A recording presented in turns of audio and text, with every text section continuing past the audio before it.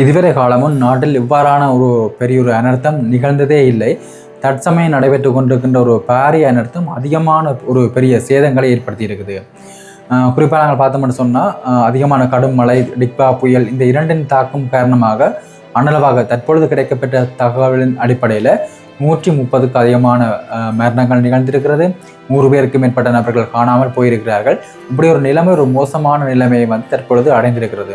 இப்போ இலங்கை ஜனாதிபதி அனுரகுமார் திசாநாயக்க தற்பொழுது ஒரு சட்டம் ஒன்றை அமலுக்கு கொண்டு வந்திருக்கிறார். அவசரகால நிலைமை சட்டம் தற்பொழுது அமலில் கொண்டு வரப்பட்டிருக்கிறது.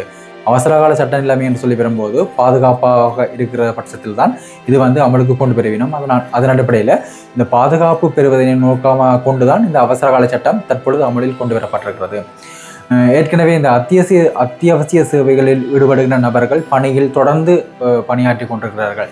ஏனைய அரசாங்க உத்தியோகத்தர்களாக இருந்தாலும் சரி, ஏனைய பணியாளர்களும் சரி, அவர்களுக்கான விடுப்பு கொடுக்கப்பட்டிருக்கிறது.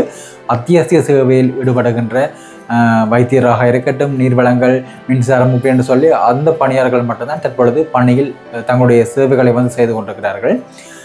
பாடசாலைகளுக்கான விடுமுறை தற்பொழுது நீடிக்கப்பட்டிருக்கிறது. அதாவது பாடசாலை 10ஆம் தேதி தான் மீள தொடங்குவதாக சொல்லப்பட்டிருந்தாலும் தற்பொழுது என்னுடைய நிலைமை கருத்தில் கொண்டு டிசம்பர் மாதம் 16ஆம் தேதி மீளத்திருப்பதாக சொல்லப்பட்டிருக்கிறது.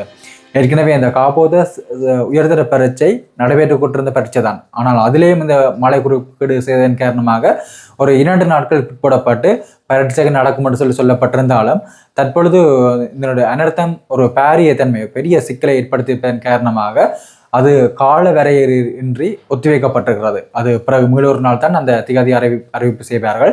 இப்போ அந்த காப்போத உயர்தர பரீட்சை பிற்போடப்பட்டிருக்கிறது. நிலைமை இப்படி போய்கொண்டிருக்கும் போது இலங்கை நாடுடைய ஜனாதிபதி பிற நாடுகளிலும் உதவி கேட்டிருந்தார்கள். ஆனால் இந்தியா தான் முன்னோடியாக செயற்பட்டு தங்களுடைய உதவிகளை வழங்கியிருந்தார்கள். இன்று அதிகாலை 80 பேரிடர் மீட்பு படையினர் வருகை தந்திருந்தார்கள். இந்தியாவிலிருந்து 80 பேரிடர் மீட்பு படையினர் வருகை தந்திருந்தார்கள். அவர்களோடு சேர்த்து C-130 என்ற விமானமும் இலங்கைக்கு கொண்டு வரப்பட்டிருந்தது. அது மட்டும் கிடையாது, மோப்பநாயகள் அப்படின்னு சொல்லி ஒரு பெரிய படையணியை இலங்கையில் வருகை தந்திருந்தார்கள். அவருடைய உதவி காரணமாக மீட்பு பணிகளை விரைவாக செய்ய முடியும் என்று சொல்லி நம்பப்படுகிறது. இன்று அதிகாலை தான் அவர்கள் இலங்கையை வந்தடைந்தார்கள். அது மட்டும் கிடையாது, ஏற்கனவே முன்னர் அவர்கள் ஒப்புதல் வழங்கியதன் அடிப்படையில் INS விக்ராந்த் என்று சொல்லி அழைக்கப்படுகின்ற உலக வானூர்தியினுடைய அந்த பயன்பாடும் மக்களை விரைவாக மீட்கும் பட்சத்தில் ஒரு பெரிய அனர்த்தத்திலிருந்து மக்கள் பாதுகாப்பு பெறுவார்கள். 27 டன் மதிப்பான உணவுப் பொருட்களோடும் மற்றது தேவையான மருத்துவ பொருட்கள், பொதுமக்களுக்கு தேவையான கூடாரங்களை அமைப்பதற்கான பொருட்கள், உலர் உணவுப் பொருட்கள் அடங்கலாக நேற்றைய தினம் வழங்கியிருந்தார்கள். அதே சமயத்தில் கட்டமாகத்தான் தங்களுடைய உதவிகளை வழங்கி வருவதை பார்க்கக்கூடிய மாதிரி இருந்தது. தரை வழியாக இருந்தாலும் சரி, விமான வழியாக இருந்தாலும் சரி, அவங்களுடைய உதவிகளை அனுப்பி வைத்து கொண்டுதான் இருக்கிறார்கள்.